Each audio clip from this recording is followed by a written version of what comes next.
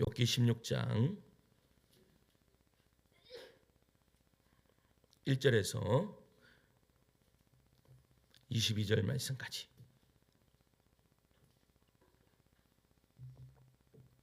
욥기 16장 1절에서 22절 말씀까지 제가 한 절 읽고 성도님들 한 절 읽고 교독 발도록 하겠습니다. 제가 먼저 읽습니다.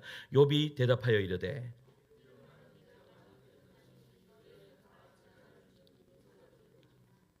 헛된 말이 어찌 끝이 있으랴. 내가 무엇에 자극을 받아 이같이 대답하는가.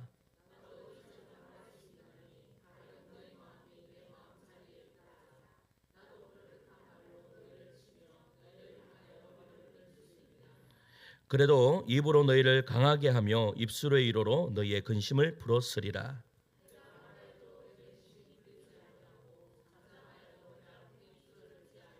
이제 주께서 나를 피로하게 하시고 나의 온 집안을 패망하게 하셨나이다.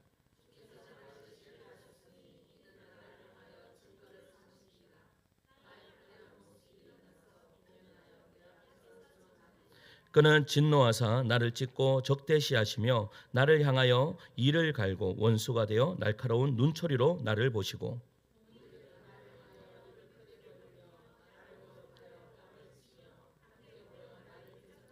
하나님이 나를 악인에게 넘기시며 행악자의 손에 던지셨구나.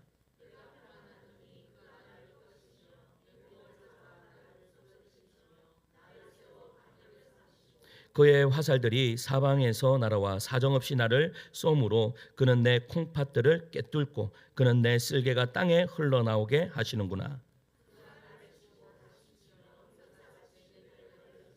내가 굵은 배를 꿰매어 내 피부에 덮고 내 뿔을 티끌에 더럽혔구나.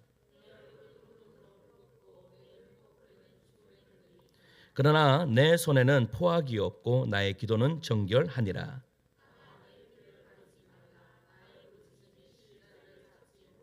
지금 나의 증인이 하늘에 계시고 나의 중보자가 높은 데 계시니라.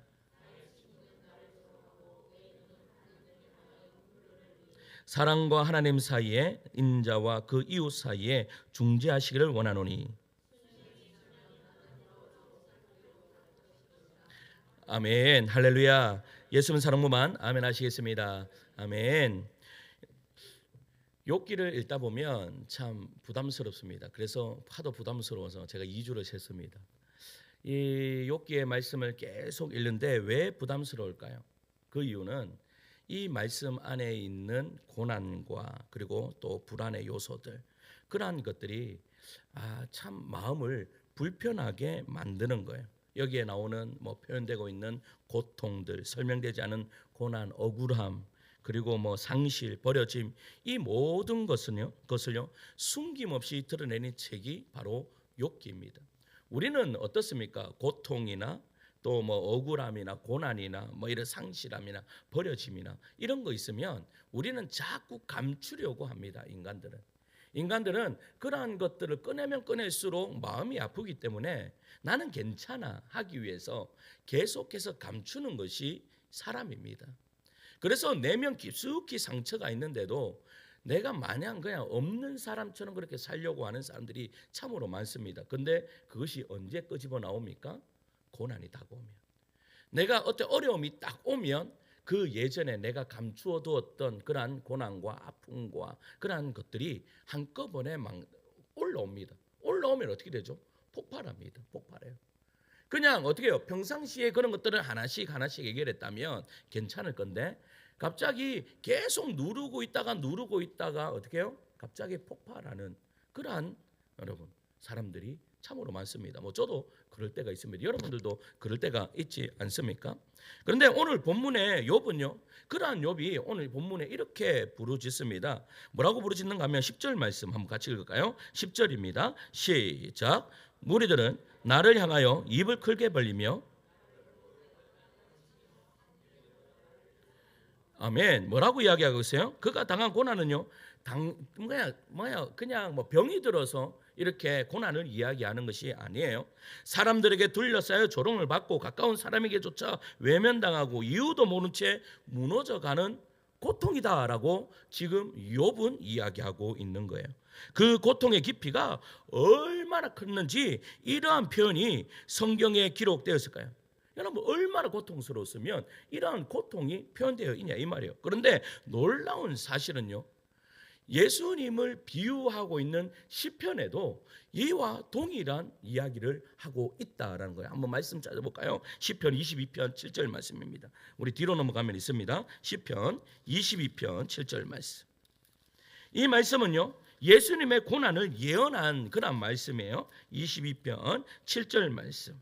22편 7절 읽습니다. 시작.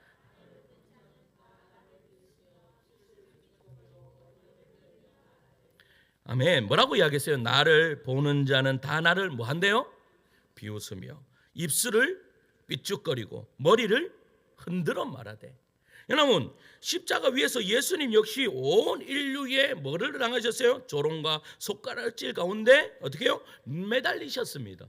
그런데 지금 욥이 이야기하는 거나 지금 뭐요? 시편에서 예수님의 고난을 이야기하는 거나 여러분 너무나 비슷하지 않아요? 너무나 닮아 있지 않아요? 지금 닮아 있는 것을 발견하게 됩니다.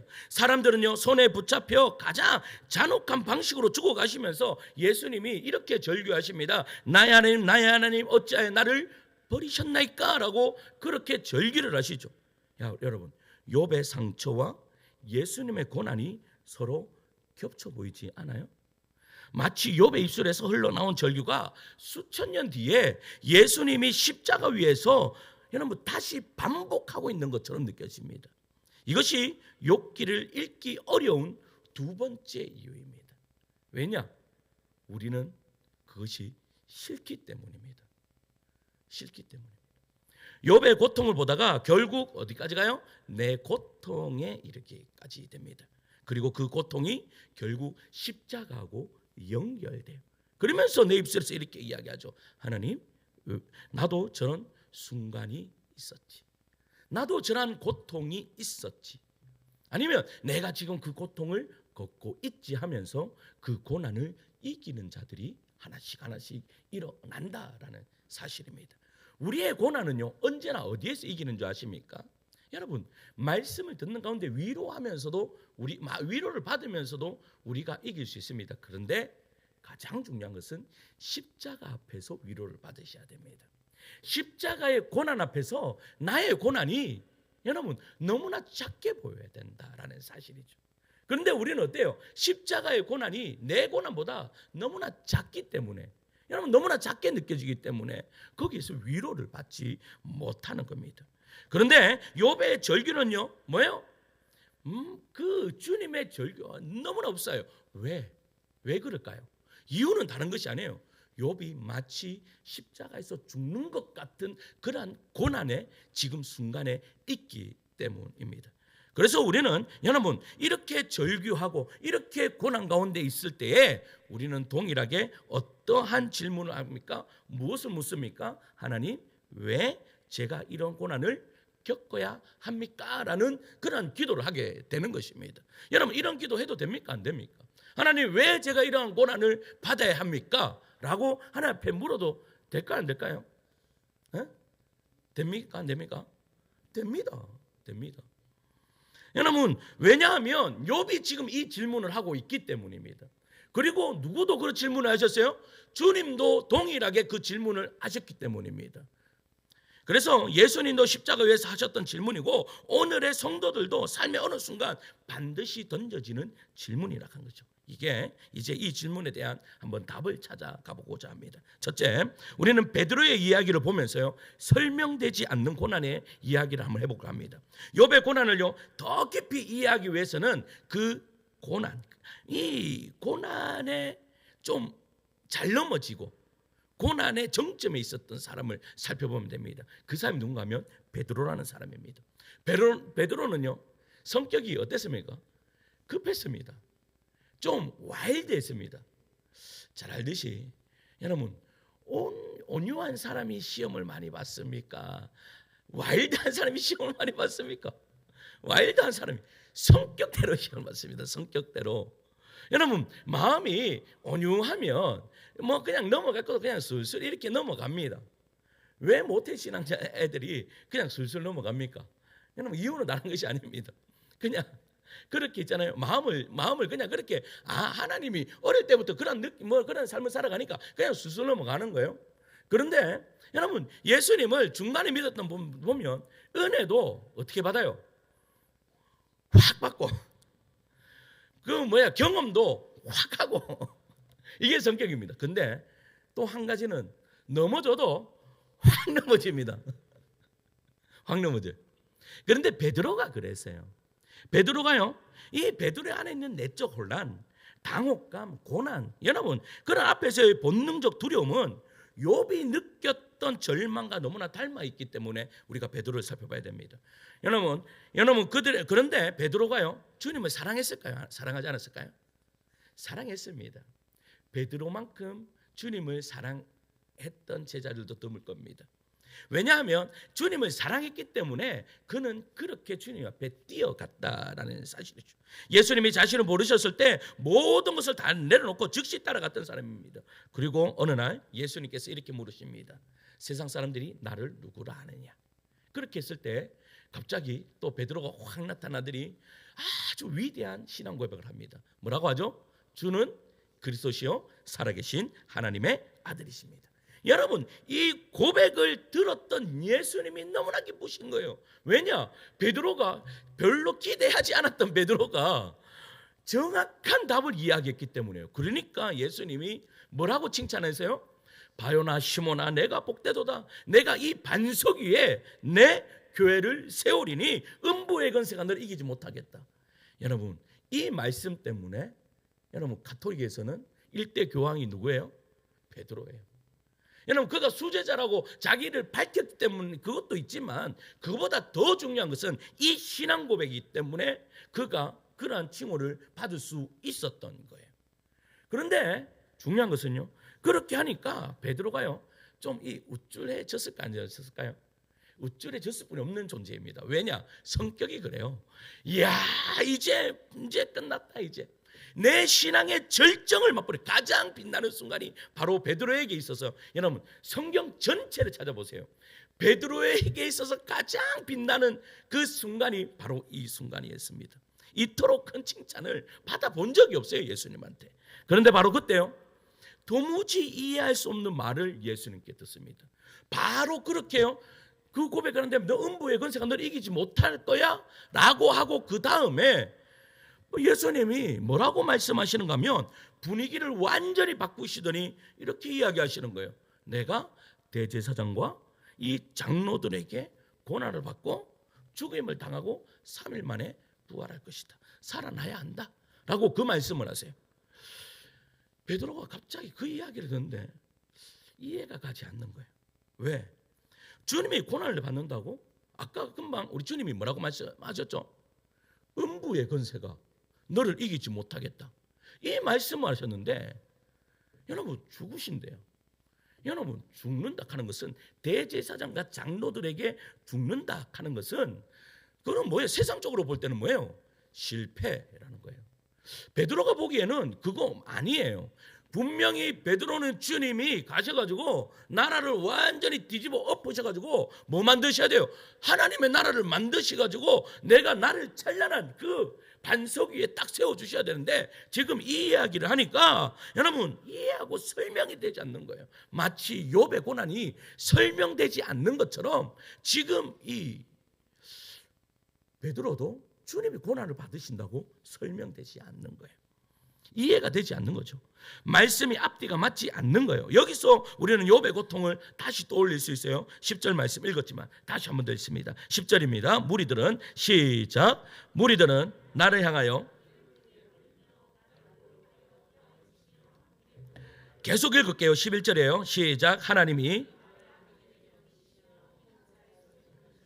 여러분 이해가 가세요? 여러분 욥이 뭐 잘못한 것이 있습니까? 뭐가 있습니까? 아무것도 없습니다. 그런데 도대체 하나님이 나를 악인에게 넘기시며 행악자의 손에 던지셨구나. 여러분 욥이 이해할 수가 없는 거예요. 고난의 이유를 찾을 수가 없는 거죠. 베드로가 느꼈던 설명되지 않는 고난의 충격이 바로 욥은 훨씬 더 깊은 무거운 자리까지 겪고 있다라는 겁니다. 그래서요, 베드로는 그 말을요 받자마자 뭐라고 이야기했는 줄 아세요? 예수님을 따로 모시고 다 가가지고 이렇게 이야기하는 겁니다. 예수님, 주님, 그렇게 하지 마옵소서. 이 일이 결단코 죽게 미치지 못할 겁니다. 이 말이 무슨 말인가 아세요? 그냥 편하게 이야기하면, 여러분, 베드로가 이 말은 주님을 사랑해서 이야기했을까요? 아니면 자기의 권력 때문에 이야기했을까요? 주님을 사랑해서 그렇게 이야기했는 거예요. 주님이 그거 알았을까요? 몰랐을까요? 알고 있었죠. 주님, 왜 고난을 받으셔야 합니까? 저는 주님이 상처받는 모습을 볼 수 없습니다라고 지금 베드로가 이야기하고 있는 거예요. 여러분, 이 모습이 욥의 모습과 닮아져 있습니다. 욥도 하나님께 이렇게 이야기해요. 왜 그러십니까? 왜 그러십니까? 라고 깊이 묻습니다. 자, 12절, 오늘 본문 12절 13절을 읽을게요. 12절 13절이에요. 시작. 내가 편안하더니 그가 나를 꺾으시며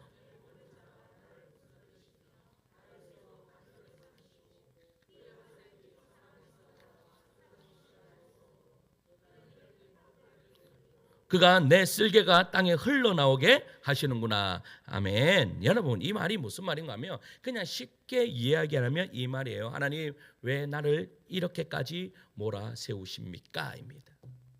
지금 이렇게 내 콩팥이 꿰뚫고 그는 내 쓸개가 땅에 흘러나오게 하시는구나 라고 말씀하시는 거, 어떻게 여기까지 나를 이끌고 가십니까? 라고 지금 욥이 하나님께 질문하고 있는 거예요. 베드로도 같은 심정이에요. 이해되지 않는 고난 앞에서 흔들리는 인간의 마음, 그것은 모든 시대의 공통된 모습입니다. 예수님은요, 베드로의 마음을 아셨지만 그 말 뒤에 뭐라고 말씀하십니까? 사단아, 내 뒤로 물러가라. 너는 하나님의 일을 생각하지 않고 사람의 일을 생각하는구나 라고 꾸짖으십니다. 여러분, 사랑으로 붙든 말이었지만 예수님은요, 그것을 사단의 속성으로 단호하게 끊으셨습니다. 왜일까요? 이유가 뭘까요? 여러분, 고난을 피하려는 마음은 인간적인 것으로는 이해가 되지만 하나님의 계획 안에서는 걸림돌이 되기 때문입니다. 무슨 말인가 이해가세요? 고난을 피하려고 하는 것은 인간적으로 이해가 돼요. 여러분, 나는 우리 성도님들이 고난 받는 것을 좋아하지 않습니다. 저는 여러분들이 고난이 없으셨으면 좋겠습니다. 이게 인간적인 마음입니다. 그런데 하나님의 계획 안에서는 뭐예요? 걸림돌이 된다라는 거예요. 욥기에서도 똑같은 흐름이 나옵니다. 욥이 아무리 고난을 피해달라고 외쳐도 하나님은요, 끔찍하십니까? 안 합니까? 욥이 계속 이 고난을 없애달라고, 하나님 도대체 이유가 뭡니까? 하면서 이거 고난을 없애달라고 하는데도 하나님 꼼짝하지 않으세요. 이유가 뭘까요? 왜 하나님 꼼짝하지 않으세요? 이유가 뭐예요? 이유는 다른 것이 아니에요. 욥이요, 고난으로 통하여서 하나님을 더욱더 깊이 알기를 원하셨던 거예요. 누가요? 하나님이요. 고난으로 통하여서 하나님을 더 깊이 알기를 원하셨다고. 여러분, 고난을 당해야 고난이 있어야 하나님을 아는 것이 있습니다. 고난이 있어야 하나님을 아는 것이 있습니다. 그러니까 하나님은 욥이 고난 가운데 그 깊은 하나님의 그 마음을 알기를 원하셨던 거예요. 그리고 두 번째는요, 제가 계속해서 이야기했지만 하나님이요, 지금 누구한테 하나님의 명예를 거셨어요? 욥의 고난의 명예를 거셨어요. 고난이 있지만 원망하고 불평하지 않는 그 욥에게 하나님의 크신 계획이 있다라는 사실이죠. 여러분, 예수님은 고난을 피하려는 모든 시도를 여러분 단호히 끊으신 뒤에 제자들에게 이렇게 말씀하십니다. 위대한 말씀이죠. 누구든지 나를 따르거든 내 십자가를 지고 나를 따르라. 나를 따르라. 무엇이고 십자가 지고 나를 따르라. 성도 여러분, 이 말씀은요, 다 그냥 각오해라 이런 말씀이 아니에요. 무슨 말씀인가 하면, 여러분, 하나님의 영광 이르는 길은 반드시 고난을 통과해야 한다. 고난을 통과해야지 영광이 임한다라는 것을 말씀하고 있는 거예요. 욥이 겪고 있는 고난도 그 길에 있는 거예요. 욥은 말합니다. 하나님이 나를 찢으시고 나에게 노를 바라시며 나를 원수들에게 넘기셨구나. 이 고백이 너무 가혹하게 들리지만 성경은 이 고난이 욥에게 하나님의 영광을 경험하게 하는 관문이다라고 이야기를 하고 있는 것이죠. 베드로도 욥도 그리고 우리도 설명되지 않는 고난 속에서 하나님의 더 큰 목적이 있음을 깨달아 아는 여러분들 되시기를 간절히 소망합니다. 여러분, 제가요 고난이라고 이야기를 계속하면 우리는 자꾸 큰 고난을 이야기하며 생각합니다. 그러나 여러분, 우리가 하루하루 살아가면서 내가 작은 사소한 그러한 것들까지도 우리는 고민하고 생각해 볼 필요가 있습니다. 왜 이런 일이 나에게 왔지? 여러분, 민감할 수 있는 여러분들 되기를 소망합니다. 왜냐하면 이유 없는 삶은 없기 때문입니다. 두 번째는 여러분, 예수님조차 고난을 통해 순종을 배웠다라는 겁니다. 예수님도 고난을 통해서 순종을 배웠습니다. 베드로가 예수님의 고난을 이해하지 못했던 이유가 딱 하나 있습니다. 왜 뭔가 하면 왜 고난이 필요하냐라는 설명이 없다라는 것입니다. 왜 고난이 필요한가? 여러분, 사람은 이유가 있으면 좀 어떻게 해요? 마음이 편안합니다. 이 이유 때문에 내가 고난을 받지 합니다. 근데 이유가 없어요? 여러분, 그것만큼 환장하는 일 없습니다. 시간도 그렇습니다. 여러분, 군대를 가면 여러분 왜 군대를 버틸 수 있는 줄 아십니까? 휴가 때문에 버팁니다. 휴가를 딱 갔다 왔습니다. 그러면 또 뭐로 버티는 줄 아십니까? 다음 휴가를 놓고 버팁니다. 그런데 정말로 아무것도 나갈 수 없다 이라면요, 정말로 아무것도 할 수 없고 아무것도 나갈 수 없다라면 우리나라의 탈영부연들 그렇게 많이 나올 겁니다. 그런데 보세요, 이유가 없는 고난이 마치 막 내 앞에 캄캄한 거예요. 지금 누구요? 욥이 그렇다라는 거죠.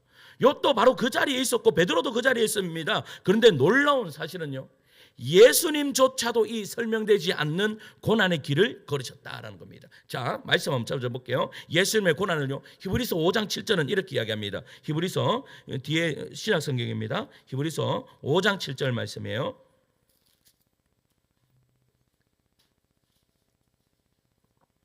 (5장 7절) 말씀 읽습니다. 다 찾으셨어요? 5장 7절이에요. 5장 7절 신약성경 358페이지 읽을게요. 시작. 그는 육체에 계실 때에 자기를 죽음에서 능히 구원하실 이에게 심한 통곡과 눈물로 간구와 소원을, 아멘. 여기까지 읽겠습니다. 보세요. 예수님의 또 다른 모습이에요. 십자가 앞에서 예수님은 담대하기만 한 분이 아니었어요. 십자가 앞에서. 왜냐하면 오늘 말씀에 보면 예수는 자기의 죽음에 능히 구원하실 이에게 뭐를 했대요? 심한 통곡을 했대요. 예수님은 인간의 연약함을 그대로 안고 뭐 했어요? 통곡했어요. 두 번째는 뭐 했어요? 간구와 눈물로 간구와 소원을 올렸어요. 설명되지 않는 고난 앞에서 예수님도 눈물을 흘리셨다라는 것을 이야기하고 있는 거예요. 이 장면은 욥의 고통에 비춰보면 놀라울 정도로 닮아 있습니다. 욥이요 12절 13절에 보면 하나님이 나를 깨뜨리며 나를 향하여 그 활을 당기시고 내 콩팥을 쏘아 뚫으셨구나. 여러분, 이 말을 하면서 욥 또한 여러분 절규하면서 욥 또한 통곡하면서 눈물을 흘리지 않았겠어요? 여러분, 예수님의 통곡과 욥의 절규가 너무 그림자처럼 여러분 보입니다. 하나님의 사람이라면 누구나 왜 나입니까? 라는 자리에 한 번은 서게 됩니다. 그런데 히브리서 5장 8절이에요. 계속 읽을게요. 히브리서 5장 8절이에요. 읽습니다. 시작. 그가 아들이시면서도, 아멘. 예수님도 순종을 어떻게 배웠대요? 고난으로 배웠대요. 여러분, 이게 중요한 말씀입니다. 예수님도 여러분 고난으로 순종함을 배우신 거예요. 하나님의 아들이신 예수님조차 순종은요 고난을 통과하면서 배우셨다라는 거예요. 우리 그 제자 훈련하는데요 이런 질문을 해요. 이번 주에 예수님의 시험에 대해서 이야기 딱 하는데 이제 그 지사님들이 Y 질문하는데 무슨 질문했는가 하면 예수님이 왜 공생애를 시작하면서 사단에게 시험을 받으셨습니까? 라고 해요. 왜 예수님이 십자가 그 공생애를 시작하기 전에 광야로 나아가셔가지고 왜 고난을 받으셨습니까? 라고 그런 질문을 해요. 왜 고난을 받으셨죠? 왜 예수님의 공생의 시작하기 전에 왜 그 고난을 받으셨어요? 왜 40일 금식하셨어요? 왜 그러셨어요? 예수님도 여러분 고난을 통과하면서 어떻게 해요? 순종을 배웠기 때문이에요. 예수님은 예수님 마음대로 사신 적이 없어요. 예수님은 온전히 약속하신 그 구약의 말씀을 이루기 위해서 온 삶을 사셨다라는 거예요. 그게 뭐예요? 순종이에요. 그러니까 여러분 고난을 통과하면서 예수님도 순종을 배우셨다라는 거예요. 여러분 예수님이 고난 받으실 필요가 있어요? 예수님은 고난 받으실 필요가 없어요? 예수님은 힘이 있으세요? 예수님이 여러분 돌아가실 때 잡으러 왔을 때에 어떻게 합니까? 그 베드로가 그 종 말고의 길을 자릅니다. 자를 때에 예수님께서 그 말고의 길을 고쳐주시면서 베드로에게 이렇게 말씀하십니다. 내가 천군 천사를 불러서 이들을 어떻게 없앨 수 있는 힘이 없는 걸로 네가 알고 있느냐? 그렇게 말씀하세요. 나 그런 힘이 있다. 그러나 예수님께서 뭐요? 나는 고난의 길을 간다라고 그렇게 말씀하시는 거예요. 예수님이 고난의 학교를 통과하셨다면 여러분 우리가 고난의 현장에 왜 저입니까? 라고 묻고 있다면 그 길은 우리를 무너뜨리려는 길이 아니라 여러분 하나님의 자녀답게 빚어가는 지금임을 믿으시기를 소망합니다. 여러분 아까도 말씀드렸죠. 큰 고난은 그런 것들을 생각하지 마세요. 나에게는 지금 고난이 없습니다. 그렇게 생각하지 마세요. 내가 어떻게 해요? 내가 관계하는 것들이 조금 어렵습니까? 아니면 내가 가정에서 어떠한 문제 좀 있습니까? 내가 아니면 자녀의 문제가 조금 있습니까? 그러한 모든 것들을 바라볼 때에 여러분 그러한 것들을 생각했을 때에 여러분 왜 그러한 것들이 일어납니까? 이유는 다른 것이 아닙니다. 나를 지금 가장 멋지게 빚고 계신다. 여러분 하나님 우리를 지으셨는데 우리를 그냥 하찮은 존재로 지으시지 않았어요. 그러니까 여러분 기대한 만큼 하나님은 우리를 어떻게 해요? 우리를 향한 기대가 엄청나게 크신 거예요. 제가 오늘 어떤 이제 청년을 만났는데 청년한테 그런 이야기를 했습니다. 좀 힘듦이 있느냐? 어려움이 있느냐? 그러나 티내지 마라. 누구도 듣고 있다. 사단도 듣고 있다. 마귀도 듣고 있다. 여러분 마귀를 속일 수 있으면 가장 좋습니다. 마귀를 어떻게 속일 수 있을까요? 마귀도 속을까요? 안 속을까요? 마귀도 속습니다. 제가 경험해 보니까 마귀도 충분히 속일 수가 있어요. 그게 뭔가 아십니까? 우리의 입술입니다. 우리의 입술로 마귀를 속일 수가 있습니다. 내 마음에는요 전쟁이 일어나요. 내 마음에는 막 어떠한 마음들이 막 부글부글 끓는 게 나옵니다. 우리 옆에 한번 보세요. 옆에 보니까 부글부글 끓습니까? 아니면 사랑의 감정이 넘습니까? 그런데 보세요. 그러한 가운데 있다 할지라도 내가요 어떻게 해요? 내가 당신을 사랑합니다. 내가 이 사람을 사랑합니다 라고 하면 마귀가 이런 생각을 합니다. 저렇게 나오면 안 되는데 얘가 왜 이런 반응이 나오지? 마음에 부글부글 끓고 있음을 몰라요. 얘가 몰라요. 왜? 그 마귀는 현상만 보니까 그렇습니다. 그러나 우리 주님은 무엇까지 보신대요? 중심까지 보는 거예요. 이게 달라요 마귀하고. 그러니까 우리 보세요. 그래서 우리가 마귀를 이길 수 있는 비결은 뭐예요? 마귀를 어떻게 해서 이겨요? 주님이 이기셨기 때문에 우리는 그 이긴 주님을 따라가기만 하면 되는 거예요. 할렐루야. 여러분 보세요. 제가 예전에 이런 설교를 했습니다. 마귀는요 예수님이 십자가를 죽이면 예수님을 십자가에만 죽이면 마귀는 지가 승리할 줄 알았어요. 예수님이 마귀를 속인 거죠. 예수님이 그냥 십자가에 못 박혀 딱 죽이면 이제 나는 하나님의 아들을 죽였다. 이제 이 세상은 나의 것이다 라고 생각했어요. 그런데 깜짝같이 몰랐죠. 그 십자가의 죽음이 자기가 그 벼랑 끝에 어떻게 해요? 지옥으로 떨어지는 것을 몰랐어요. 이것이 여러분 그래서 주님이 말씀하시기를 내가 세상을 너희도 이겨라. 왜? 내가 세상을 이기었기 때문이다. 할렐루야. 여러분 이 이김이 우리의 입술을 통해서 그래서요 계속 어떻게 해요? 옆에 있는 사람 보고 계속 칭찬하고 사랑합니다. 축복합니다. 여러분 남편에게 그 말 하기가 힘듭니까? 아내에게 그 말 하기가 힘듭니까? 여러분 친구들에게 그리고 자녀들에게 그 이야기 하기가 힘듭니까? 입술을 꽉 깨물고 사랑한다 하시기 바랍니다. 사단이 속습니다.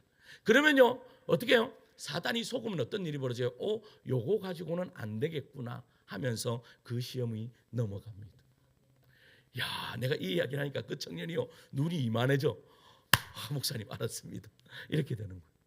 여러분 정말입니다. 그렇습니다. 제가 경험해 보니까 그래요. 그러면서 내가 선포하는 그걸로 통해서 내 영혼이 회복되는 은혜 역사가 이루어져요. 우리 주님이 그렇게 순종한, 여러분 주님도 그러하셨다면 나도 그 길을 따라가, 그것이 내가 아름답게 하나님의 기대치만큼 나아가는 것입니다.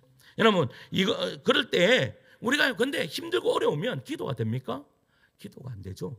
그런데 우리 주님이 위대한 말씀 하셨습니다. 성경에 위대한 말씀이 있습니다. 성령께서 말할 수 없는 탄식을 우리를 위해 친히 간구하신다. 여러분 이 세상에요 5만 종교를 다 찾아보십시오. 여러분 어느 신이 여러분 그 피조물을 위해서 친히 간구하신다는 말씀이 어디 있습니까? 근데 지금도 우리를 위해서 친히 간구하십니다. 그래서요 여러분 우리가 넘어집니다. 쓰러집니다. 그러면 주님이요 우리에게 원하시는 것이 넘어지고 쓰러지는 것 하지 말라라는 이야기입니까? 그렇지 않습니다. 하나님도요 우리를 너무나 잘 아십니다. 내가 어디에 넘어지는가 너무나 잘 아십니다. 그런데 중요한 것은 그 넘어졌을 때 어떻게 하라? 딸아 아들아 그래도 일어날 수 있겠니? 라고 말씀하시는 거예요. 거기에 버떡 일어설 수 있는 여러분들 되었으면 참으로 좋겠습니다.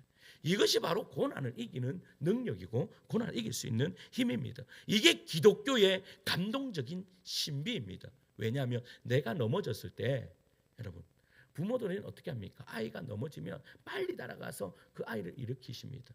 그런데 주님은요 여러분 우리 하나님은 영이십니다.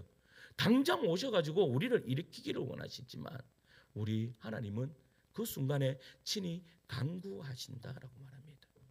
그래서 성령에 민감한 사람을 옆에 붙여주시는 거예요. 그래서 그 사람으로 통해서 나를 도와서 나를 일으키도록 만들어주시는 거예요. 왜? 성령, 그러면 그 사람이 어떻게 그런 마음이 생겼어요? 성령이 말할 수 없는 탄식으로 하나님께 간구하였기 때문이다. 할렐루야. 이게 뭐지? 이게 기독교의 신비이고 이게 기독교의 능력입니다. 우리가 그 능력을 받아 누릴 수 있는 주의 종들 되기를 간절히 축원합니다. 마지막 세 번째는요. 고난은 하나님의 자녀로 완성되는 길입니다. 성도 여러분 나이가 들고 인생이 무엇인지 차분하게 돌아보게 될 때 우리가 결국 붙잡게 되는 진리가 있습니다. 여러분 우리가 신앙생활을 오래 하다 보면 마지막 진리 하나 딱 붙듭니다. 그 마지막 진리가 무엇인지 아십니까? 하나님을 안다는 것과 내가 하나님의 자녀라는 것입니다. 이거 하나만은 절대 놓치지 않습니다. 여러분 어떤 분들은요 치매 요즘에는 이제 내가 그 광고를 하나 봤는데 참 재밌는 광고를 봤습니다. 나의 건강을 위해서 아침에 일찍 일어나 운동도 하고 뭐 자전거도 타고 뭐도 했어. 근데 치매가 걸렸다. 간병비 이러면서 이제 그런 광고가 있더라고. 내가 운동을 아무리 많이 해도 치매가 오니까 끝나는 거예요. 야 어떻게 이런 광고를 만들까 싶을 정도로 그런 거예요. 그런데요 아무리 치매가 걸려도 아무리 그래도 하나님이 어떻게 해요? 하나님은 나는 하나님의 자녀이다. 이거 잊지 않도록 해주겠다. 이것이 이제 인생을 살아가는 사람들이 한번 꽉 붙드는 그런 거예요.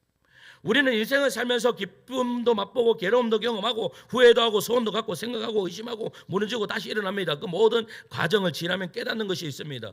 하나님은 우리를 가벼운 존재로 만들지 않으셨다는 거예요.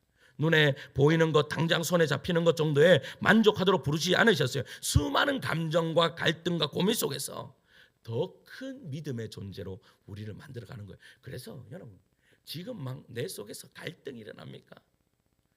여러분 살아있다는 증거입니다. 살아있다는 증거입니다. 교회도 마찬가지입니다.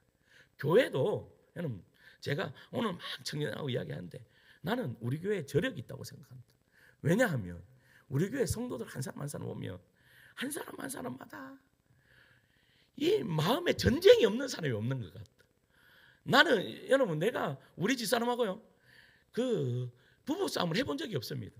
근데 딱 한 번 해봤습니다. 우리 교회 오자마자 한 번 해봤습니다. 우리 교회 오자마자 야, 나 딱 보니까 이거 영적 전쟁. 그게 이제 나부터 시작했는 거예요. 원래 사단은요, 맨 먼저 누구를 칩니까? 목사를 먼저 치죠. 그러니까 제일 먼저 어떻게 나를 딱 치더니 조금 지나니까 우죽순처럼 막 들려오는 소문이. 그래서요, 제가요, 내가 그때 하더라도 기도 안 하면 안 돼요. 내가 그래갖고 도정지사님 그 뒤에 앉아가지고, 여러분 저 뒤에서 낮에도 기도하고 기도 안 할 수가 없어. 불안해서 기도 안 할 수가 없어. 내가 불안해서 기도 안 할 수가 없어. 그냥 저 뒤에서 맨날 기도하고 있는 거예요. 기도하고. 그런데 기도하니까요, 하나님이, 여러분 햇볕을 탁 쬐니까 햇볕이 곧 햇볕이 하나님의 손처럼 느껴지는 거예요. 나를 포근하게 싹 안으시는데 거기서 푹 짜지 뭐. 기도하다가, 여러분 기도하다가 자 보세요, 얼마나 푹 짜는지 모릅니다. 그런데요, 보세요, 그게 뭐예요? 나를 성장시키더라는 거예요. 그게 살아있다라는 증거예요. 나는 그래서요, 그게 우리 교회의 저력이다라고 분명히 저는 이야기를 합니다. 웬만큼 넘어져가지고 안 넘어집니다. 웬만큼은 안 넘어진다. 여러분 그게 나의 입술의 고백이 되어야 됩니다. 그럴 때요, 여러분 교회가 가장 위험할 때가 언제인지 아십니까? 가장 잘 될 때가 위험합니다. 그런데 가장 잘 될 때 위험하지 않는 비결은 뭔가 합니까? 여러분 이 땅을 다져서 올라가면 위험하지 않습니다.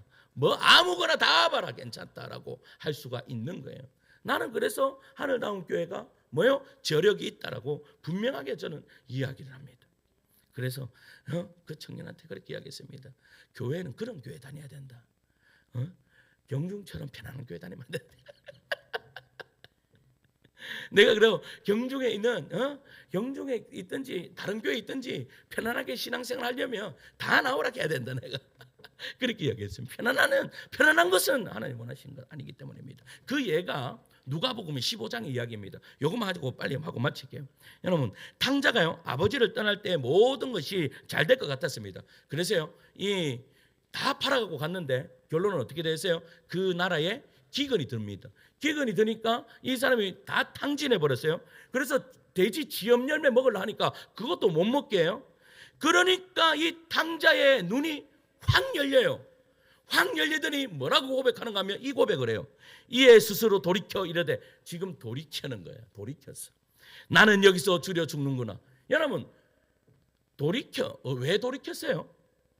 왜 돌이켰어요? 고난이 오니까 돌이키게 되었는 거예요. 만약에 탕자가요, 거기에서 돈을 딱 가지고 와가지고 뭐를 샀는데 대박나고 또 복권을 했는데 대박나고 이랬으면 그가 아버지께 돌아왔을까 안 돌아왔을까요? 절대 안 돌아왔지. 그런데 그 탕자가 돌아온 비결이 뭐예요? 고난 때문에 돌아왔어요. 고난 때문에 돌아갔단 말이에요. 성도 여러분, 만약 흉년이 없었다면, 배고프지 않았다면, 밑바닥 인생이 아니었다면 그는 아버지를 전혀 생각하지 않았을 겁니다. 그래서요, 고난은 아버지를 알 수 있는 비결이에요. 아버지를 알 수 있는 비결. 고난은 그를 죽이기 위한 것이 아니라 아버지의 품으로 다시 돌아오기 위한 하나님의 방법인 거예요. 여러분 그렇잖아요. 이 자녀도 마찬가지입니다. 자녀가, 여러분 조금 자녀들이 다 잘하면 안 됩니다. 한 명은 조금 부모님들이 이렇게, 제가 부모님한테 이렇게 이야기하면 기분이 조금 상할 수도 있지만, 한 명은 그래도 여러분 좀 껌 좀 씹는 애가 한 명은 있어야 됩니다.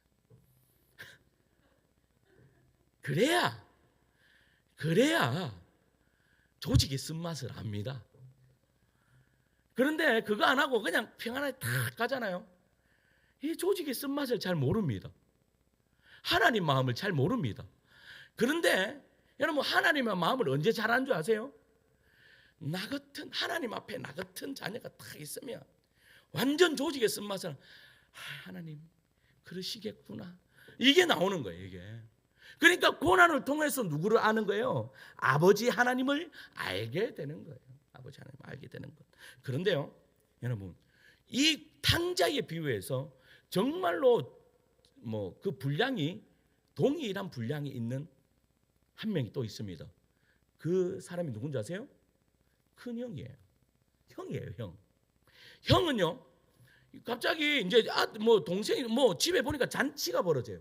잔치가 벌어져가지고 죽도록 일하다가 딱 돌아왔는데 잔치 소리가 들려요. 근데 종이 뛰어나오더니 뭐예요? 동생이 들어와서 잔치를 베풀었다고 이야기해요. 그러다가 아버지한테 딱 가서 이 아들이 뭐라고 이야기해요? 아버지, 내가 아버지를 죽도록 섬겼는데 나한테는 염소 새끼 하나 잡더니 지금 이거 뭐 하시는 일입니까? 라고 이야기를 해요. 자, 여기서 질문. 왜 이 형이 아버지의 마음을 모를까요? 이유가 뭘까요? Why 질문입니다. 왜 모를까요? 에? 껌을 안 씹었어. 정답입니다. 껌을 안 씹었습니다. 고난이 없었기 때문입니다. 고난이 없으니까 아버지가 어떠한 아버지인지 정확하게 모릅니다. 그런데 고난을 겪었던 이 아들은 아버지가 어떠한 아버지인지 정확하게 알고, 고난을 겪지 않았던 이 아들은 아버지에 대해서 정확하게 모릅니다. 그러니까 여러분, 우리에게 고난을 주시는 것은 때로는 아버지를 정확하게 알으라고 우리에게 말씀하고 계시는 거예요. 욥이 그것을 알았습니다. 자, 19절 말씀. 19절 말씀이에요. 19절 말씀 읽습니다. 시작. 지금 나의 증인이 하늘에 계시고 나의 중보자가 높은데, 계속 읽을게요. 20절. 나의 친구는, 아멘. 여러분, 욥의 고난 속에서요, 이제 깨닫는 거예요. 다른 친구들은 나를 조롱해도 하나님은 지금 뭐라고 해요? 하늘을 향하여 눈물을 흘린다라고 이야기해요. 이 말이 뭐예요? 하나님은 나를 대적하는 분이 아니라 나를 위해 뭐 하시는 분이다? 증언하시는 분이시다. 할렐루야. 이게 무슨 말이에요? 증언한다라는 말이 뭐예요? 나를 위해서, 아까도 말씀드렸죠. 성령께서는 말할 수 없는 탄식으로 우리를 위해서 친히 간구하신다. 넘어져요. 막 이리 찢기고 저리 넘어져요. 그런데 뭐예요? 하나님은 우리를 뭐 하신대요? 증언하신다. 욥이 지금 이거를 깨닫는 거예요. 욥이요, 만약에 편안했으면 이거 깨달을 수 있어요? 못 깨달아요. 그런데 하나님의 자녀로서 진짜의 가치를 깨닫게 되는 거예요. 내가 이런 가운데서도 하나님은 나의 증언하신다. 증인이시다. 할렐루야. 예수님도 같은 길을 걸으셨죠. 그가 아들이시면서도 받으신 고난으로 순종을 배웠다. 사랑하는 성도 여러분, 말씀을 맺겠습니다. 여러분, 예수님이 말씀을요, 마음에 한번 새겼으면 좋겠습니다. 누구든지 나를 따라오려거든 너희 십자가를 지고 나를 따르라. 이 말이 무슨 말이에요? 고난이 없는 영광은 없다. 그래서요, 그러나 그 고난이 곧 축복이다. 그래서 한 걸음 한 걸음 가면 된다. 여러분, 고난은요, 버티는 것입니다. 그냥 현재를 내가 한 걸음 한 걸음씩 가는 것입니다. 가다가 보면 넘어서 있습니다. 여러분, 버티십시오. 지금 욥이 하고 있는 것은 버티는 것입니다. 근데 사람이요, 버티기가 쉬워요, 어려워요? 어렵습니다. 그러니까 하나님께 물으면서 버티는 거예요. 그게 기도예요. 여러분, 이러한 기도, 여러분, 이러한 은혜가 우리 성도님들에게 있기를 간절히 축원합니다.